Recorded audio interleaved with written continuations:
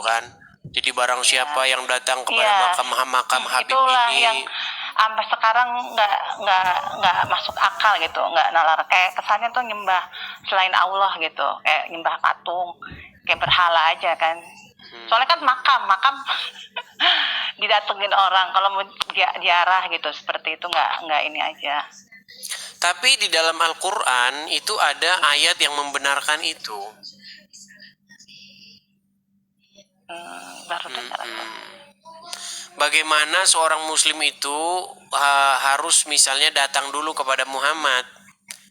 Sebenarnya itu datang itu ke makamnya Muhammad lewat perantaraan Muhammad begitu. Tetapi sekarang sudah lewat perantaraan turunannya Muhammad. Di sini banyak yang kayak begitu, udah tradisi kayak gitu. Jadi kayak apa sih ya, kayak semacam udah turun menurun gitu. Banyak yang seperti itu, kayak kayak dipakein apa gitu makam, kayak kain putih gitu, dibagusin. Itu kan kayak kesannya nggak ini aja, nggak masuk. Lalu berdoa di makam itu begitu kan ya. Banyak yang minta kaya lah apa segala macam, itu kan kayak bertentangan, kayak nggak bagus gitu. Ya seperti itulah Islam mau bagaimana. Kita ambil sisi baiknya aja sih intinya, Bang Edi. Tapi Kak Cinta Firna ini sekarang ini masih muslim juga. Muslim. Kalau saya lebih saling menghargai, saling menghormati lah, toleransi antar beragama. Karena kan saya juga kan, Bapak dulu kan mualaf, jadi lingkungan saya masih Kristen ingat. banyak. Iya masih ingat. Kristennya itu banyak. Jadi kalau orang misalkan ngucap salam aja kan nggak boleh ya kalau Islam. Misalnya selamat hari Natal. Kalau saya dulu mah enggak, tetap saya ucapin. Jadi toleransi aja gitu, nggak ada. Kan sama-sama ajaran agama itu kan bagus, mau Islam, mau Kristen, apapun agama itu kan mengajarkan kebaikan gitu. Ya, karena gini Kak Firna, ya. Karena begini Kak Firna ya. Karena Kak Firna itu tidak atau belum mempelajari agama Islam. Kalau misalnya tadi Kak Firna bilang bahwa semua agama mengajarkan kebaikan. Kalau seperti itu hari ini Kristen, besok Islam, lusa Hindu. Enggak. Kan ada semua baik. Iya, semua agama itu kan mengajarkan kebaikan, perdamaian. Gini cuma tergantung Kak Firna, orangnya. baik kalau begini. Menurut saya. Kadang-kadang kalau kita melihat secara sepintas, nampaknya memang seperti itu. Sepintas. Itu sama kayak begini, semua mobil sama saja, semua motor sama saja. Kan sepintas. Tetapi kalau kita lihat detailnya, ternyata beda. Ternyata yang ini lebih boros daripada yang satunya. Begitu, yang ini ternyata macet-macet, yang ini enggak gitu. Nah begitu juga dengan agama. Sepintas dilihat dari luar nampaknya Islam baik-baik saja. Tapi kalau dipelajari, maka ya itu orang-orang yang berangkat bawa-bawa rangsel itu. Nah itu yang kayak begitu. Tapi gini Kak Firna, gitu. Itu adalah orang-orang yang sangat mendalami agama Islam. Iya sih. Tapi saya pernah lihat sendiri ya, saking mendalaminya itu sampai ada yang stres.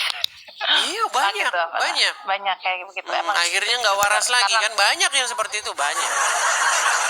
Enggak, jadi kayak saking ngedalamin banget gitu agama itu. Jadi ada yang kayak gimana? Saya ngeliat sendiri itu kejadian. Saya juga tahu sendiri seperti itu. Jadi begini Kak Firna, saya melihat Kak Firna itu adalah orang yang beragama Islam itu tidak fanatik. Artinya tidak mengimani apa yang tertulis di dalam Al-Quran dan juga tidak mengimani apa yang tertulis dalam hadis. Tidak keseluruhannya diimani. Nah, kalau saya sih cukup menjalankan kayak sholatnya aja. Tapi kalau yang bertentangan dengan hati sih, insya Allah nggak akan dijalankan. Yang seperti yang itu kayak ziarah ke itu nggak, paling nggak serak di hati sama masalah poligami. Terusnya, tapi kan itu sunnah Rasul loh. Merugikan wanita. Tapi kan kata Muhammad gimana? Kan serba salah kan? contoh begini. Di dalam diri Muhammad itu terdapat suri tauladan yang baik. Nah, Muhammad itu dia berpoligami, bahkan poligami itu adalah sunnah Rasul. Nah, bagaimana? Nah itu kan nggak diwajibkan sebenarnya kan. Cuman kadang-kadang manusianya aja yang hawa nafsunya tinggi, nggak bisa bersikap adil. Itu dia banyak yang seperti itu kan. Kalau saya lihat masalah kalau poligami itu. Ya, tetapi masalahnya, kalaupun misalnya Anda mengatakan demikian bahwa begini dan begitu, itu bertentangan dengan Muhammad, bertentangan dengan ajaran Muhammad, karena Muhammad sendiri mengajarkan tentang poligami tersebut. Bahkan kalau nggak poligami, Itu pemaksaan.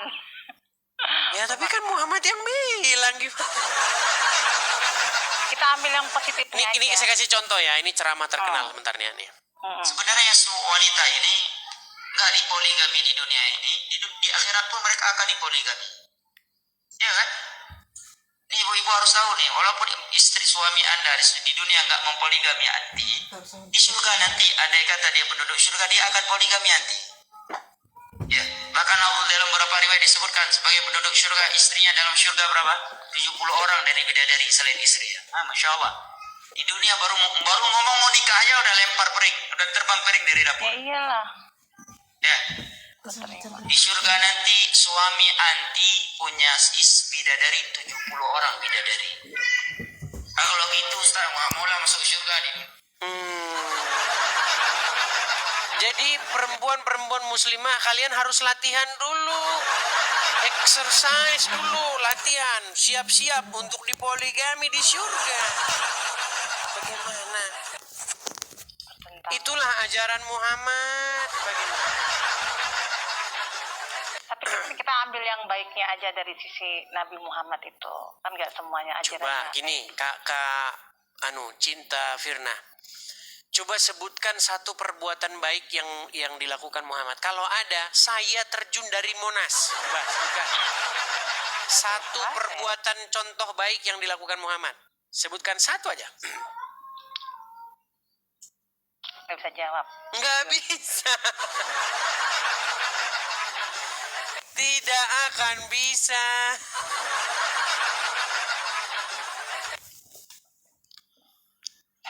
Itu tantangan lama loh itu sebenarnya. Tunjukkan satu perbuatan baik yang dilakukan Muhammad. Itu tidak ada muslim yang bisa jawab. Gitu loh. Oke, begitu Kak Firna? Oke, saya turunkan ya. Iya, makasih Bang. Oke, sama-sama Kak Firna, saya turunkan ya.